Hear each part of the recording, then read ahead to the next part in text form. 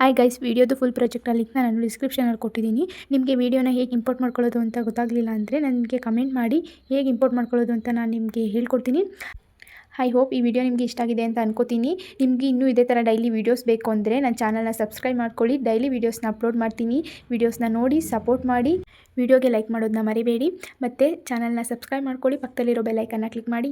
Video upload ಮಾಡಿದ ತಕ್ಷಣ ನೀವು ವಿಡಿಯೋನ ನೋಡ್ಬೋದು. Thank you for watching.